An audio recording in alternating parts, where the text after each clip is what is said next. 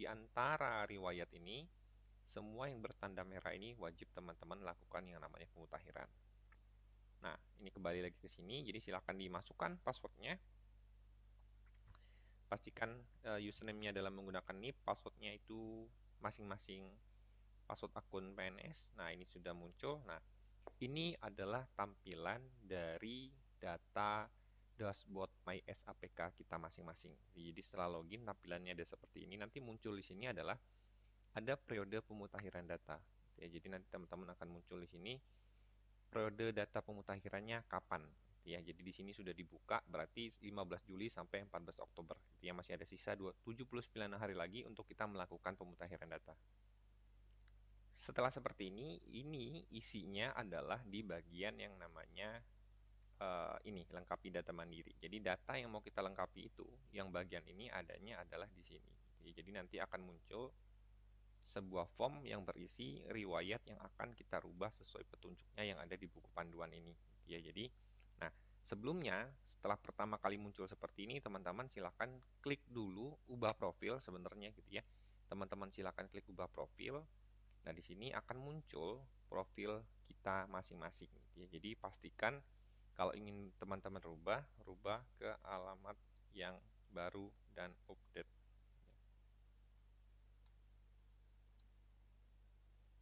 Ya.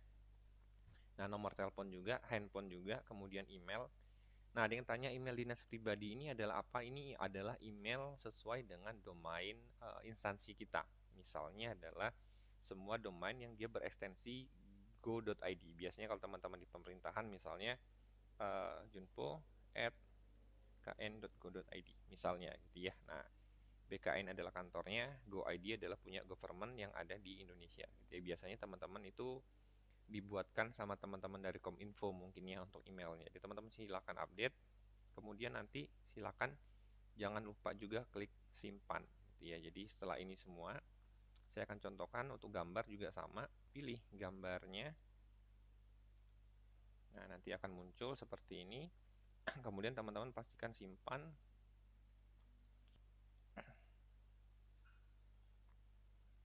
Nah, sini sudah berhasil.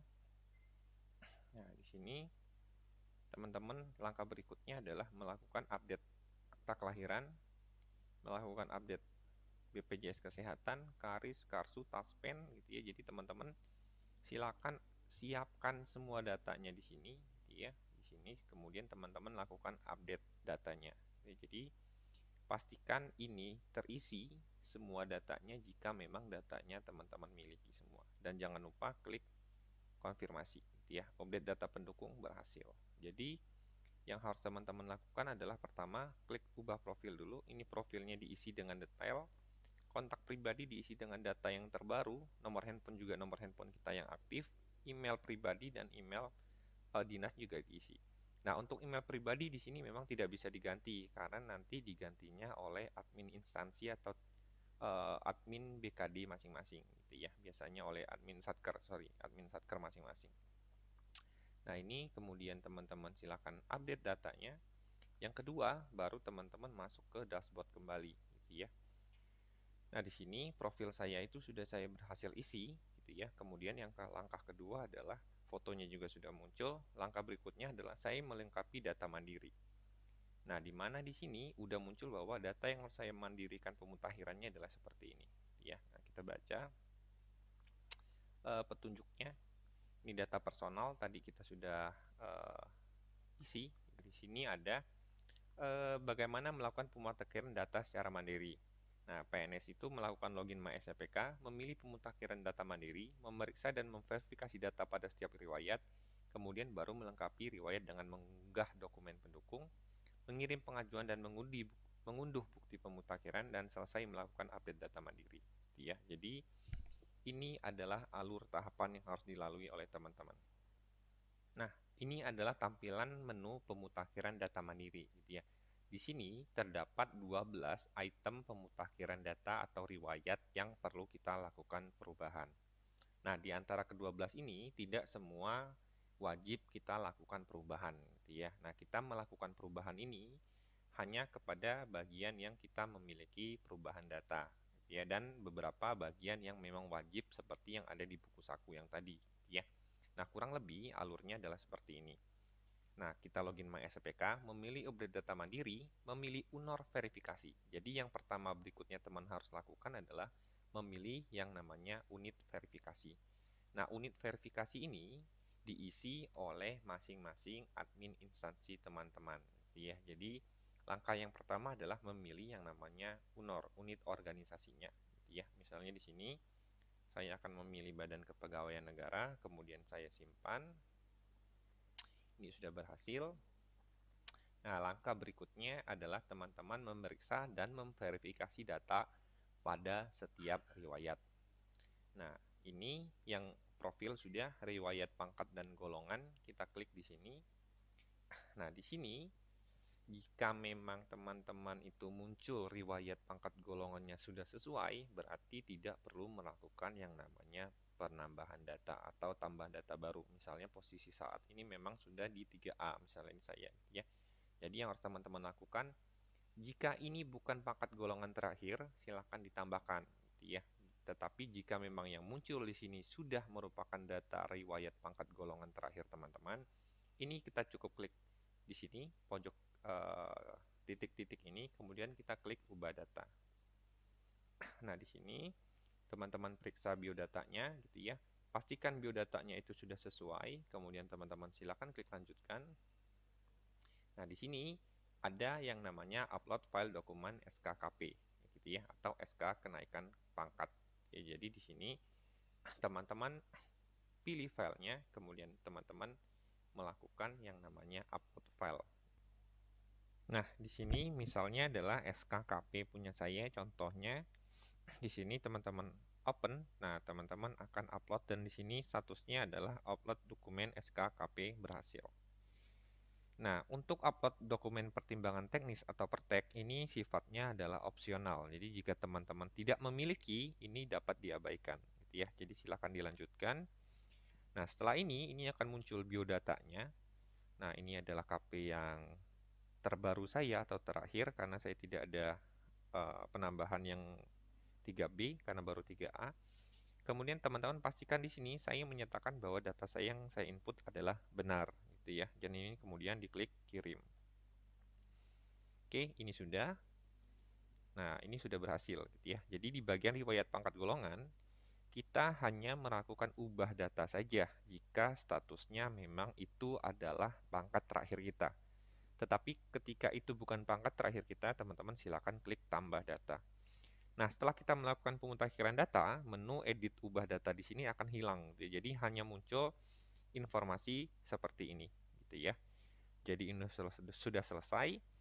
Kemudian kita kembali lagi ke dashboard. Kita kembali lagi ke dashboard. Nah, di sini ada yang namanya riwayat pendidikan. Nah, ini juga sama, klik saja di sini.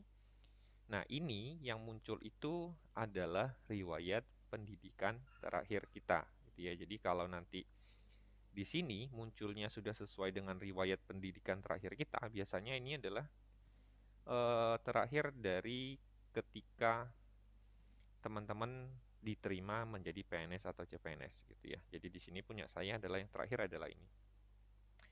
Nah, jika kasusnya saya di sini sudah punya ijazah terbaru di S2, gitu ya, berarti saya perlu menambahkan di sini statusnya adalah riwayat pendidikan terbaru saya. Teman-teman silakan pilih tingkat pendidikannya, jurusannya, gitu ya, kemudian nama kampus, tahun lulus, dan semua nomor ijazahnya ini, kemudian diklik sampai dengan lanjutkan dan melakukan upload data pendukungnya, gitu ya, berupa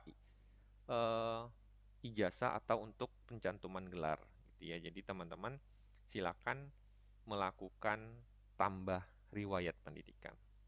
Nah, jika teman-teman tidak ada perbedaan antara data MySAPK dengan kondisi yang ada saat ini, teman-teman cukup klik di sini, kemudian ubah data, sama caranya. Nah, di sini sudah ada, di gelar belakangnya saya tambahkan di sini adalah Eskom misalnya.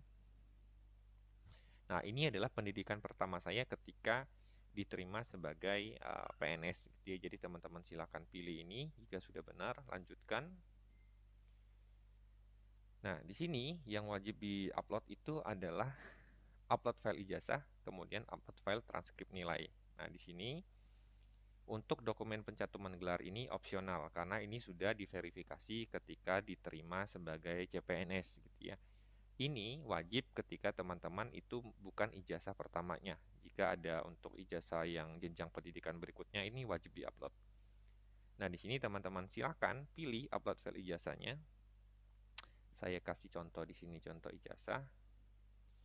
Kemudian di sini ada transkrip nilai ya. Nah, di sini sudah. Kemudian kita klik lanjutkan. Nah, semua yang bersifat opsional itu tidak wajib, tetapi yang tidak ada bacaan opsional itu wajib teman-teman upload. Kemudian klik lanjutkan. Kemudian klik saya menyatakan ini benar, kemudian kirim. Ya. Nah, ini juga sudah. Nah, ini kita sudah melakukan 3 perubahan yang namanya riwayat. Nah, kemudian di riwayat jabatan sama. Caranya seperti itu. Nah, di sini kalau ini adalah merupakan riwayat saya yang terakhir dan ini sudah sesuai, itu kita abaikan. Tetapi kalau ada tambahan yang baru, teman-teman silakan klik tambah baru. Ya. Misalnya saya adalah JFT, instansinya sudah muncul. Saya ininya adalah di sini. Ya, misalnya saya sudah naik gitu ya. Misalnya suatu saat saya naik dan ini sudah ini. Nah, ini TMT-nya. Sesuaikan. TMT pelantikan sesuaikan.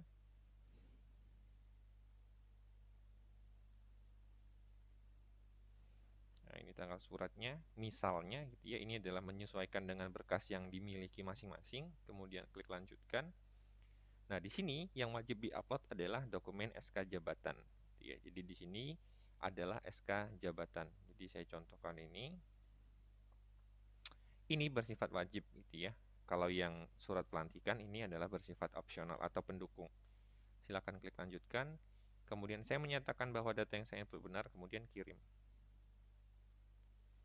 Nah, ini juga sudah. Nah, di sini di riwayat jabatan, kalau teman-teman lihat tadi, gitu ya, punya saya munculnya masih yang satu ini. Gitu ya. Kenapa?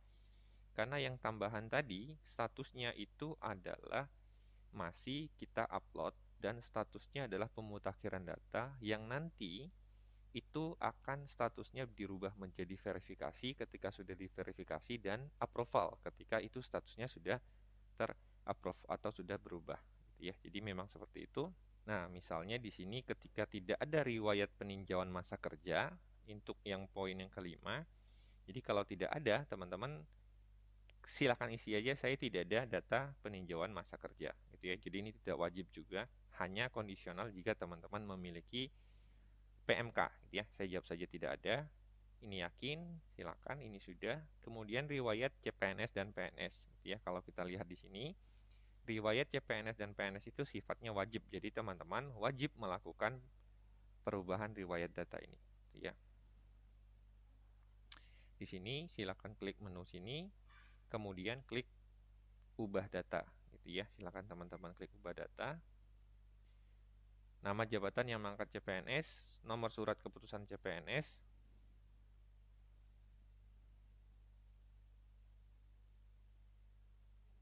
analis data dan informasi. Ininya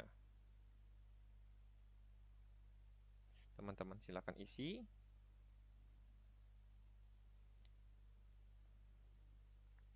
Teman-teman silakan update datanya sesuai dengan data yang ada gitu ya. Ini saya isi sebagai contoh saja. Nah, ini juga karpet. Nah, karpet diisi, kemudian pastikan semua datanya di sini sudah terupdate dengan benar. Nah, di sini yang wajib teman-teman upload itu hanya satu gitu ya. Ini ada yang namanya dokumen SKCPNS. Yang ini sifatnya adalah wajib. Jadi teman-teman wajib memilih ini. Saya kasih contoh dokumen 1. Jadi pastikan semua yang tidak ada keterangan opsional wajib kita upload. Kemudian silakan klik lanjutkan. Nah, di sini sebelum kita menyatakan ini benar, misalnya ada kesalahan data, kita masih bisa lakukan perubahan dengan klik yang menu yang namanya ubah gitu ya. Jadi di sini Tapi ini jika sudah benar, silakan lakukan klik kirim. Nah, ini sudah. Nah, di sini kita sudah melakukan perubahan data sebanyak 6 ya. Jadi di sini kemudian kita lihat lagi di sini. Di sini ada yang namanya riwayat pendidikan dan diklat atau kursus. Nah, di sini berarti kita klik di sini. Ini statusnya juga wajib. Nah, buat teman-teman yang memang tidak ada diklat atau CPNS baru atau pegawai baru yang belum mengikuti diklat fungsional atau yang lainnya, itu silakan klik tidak ada. Tapi jika ada, silakan klik tambah data gitu ya. Di sini ada diklat fungsional, struktural, teknis. Nah, di sini teman-teman harus melampirkan semuanya secara detail dan melakukan upload data pendukungnya. Misalnya diklatnya di mana, jamnya berapa, kemudian sertifikat diklatnya berapa, gitu ya. Nah, tapi jika tidak ada, nah saya ulangi lagi, di sini jika tidak ada, silakan pilih menu yang namanya saya tidak ada diklat, ya. Nah, ini sudah juga. Kemudian riwayat keluarga. Nah, di sini kita lihat lagi riwayat keluarga.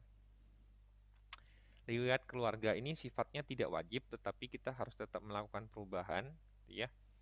Misalnya adalah di sini kasusnya muncul 2 riwayat keluarga di sini. Silakan rubah di sini. Kemudian teman-teman isi biodata ayah dan ibunya adalah di sini, sesuaikan dengan yang benar, gitu ya.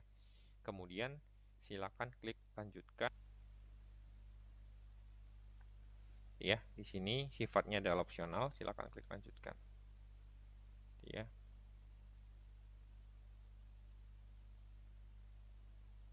Oke, nah di sini ini belum selesai. Kenapa? Karena data ibunya belum saya update gitu ya. Kita update lagi data ibunya.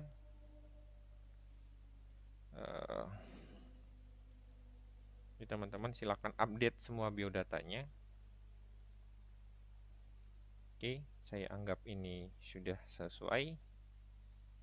Oke, ini saya benar dan kirim, gitu ya. Nah, di sini riwayat keluarganya sudah, kemudian kita klik yang namanya data saya sudah sesuai, gitu ya. Nah, di sini buat teman-teman yang sudah menikah itu silakan mengisi yang namanya data suami atau istri dan data anak, gitu ya. Tapi bagi teman-teman yang memang belum menikah, itu wajib mengisikan biodata ayah dan ibu. Kenapa? Karena nanti ketika eh, kita atau PNS yang bersangkutan itu meninggal dunia atau tewas, nah itu hak pensiunnya akan ke orang tuanya, gitu ya. Jadi ini wajib diisi untuk teman-teman. Kemudian setelah ini selesai, data saya sudah benar, gitu ya. Oke, nah sini ya. Ini sudah selesai riwayat keluarga. Untuk riwayat keluarga juga sudah selesai. Kemudian riwayat SKP. Nah, riwayat SKP ini wajib statusnya. Jadi yang diambil adalah riwayat SKP 2 tahun terakhir. Jadi teman-teman silakan klik di sini di riwayat SKP. Nah, di sini karena tidak ada, kita akan tambah baru. Kita tambah baru. Nah, ini pilih tahunnya, 2 tahun terakhir saya, misalnya 2019. Jabatan saya adalah fungsional tertentu. Nah, nilai SKP saya misalnya adalah 89, 89. Ya, nilai SKP ini sesuai dengan bukti dokumen fisik SKP yang dimiliki oleh masing-masing ASN, gitu ya. Di sini penilai kita itu siapa? Ini untuk bagian NIP-nya kita isi secara manual.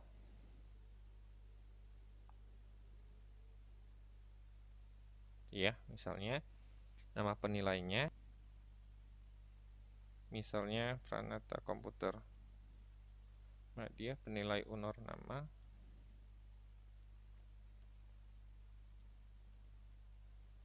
Kemudian penilai golongan itu adalah 4A misalnya gitu ya. Penilai TMT golongan sesuaikan dengan ini manual. Data atasan penilai itu sama juga diisi.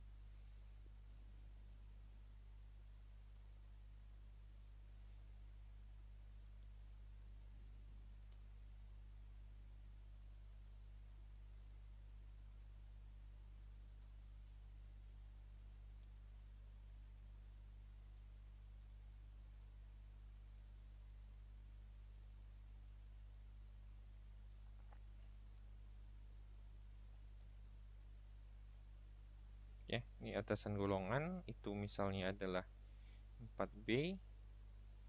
Nah, ini adalah datanya yang teman-teman yang paling tahu karena punya data format SKP-nya, gitu ya. Saya cuma contohkan saja di sini. Nah, di sini yang harus diupload adalah upload dokumen realisasi SKP. Jadi, formulir atau berkas SKP teman-teman yang sudah ditandatangani atau sudah disahkan itu diupload, gitu ya. Jadi, saya contohkan di sini, kemudian teman-teman lakukan lanjutkan. Nah, silakan dicek di sini. Kalau datanya sudah benar, teman-teman silakan klik saya menyatakan data ini sudah benar, kemudian dikirim, gitu ya. Nah, ini sudah statusnya adalah selesai, gitu ya. Nah, kemudian di sini ada riwayat penghargaan. Nah, kita lihat di sini riwayat penghargaan statusnya adalah bersifat bintang atau mandatori. Jadi teman-teman silakan klik di sini. Nah, di sini jika teman-teman sudah punya Satya Lencana atau penghargaan yang lain, silakan diklik yang namanya tambah baru, gitu ya.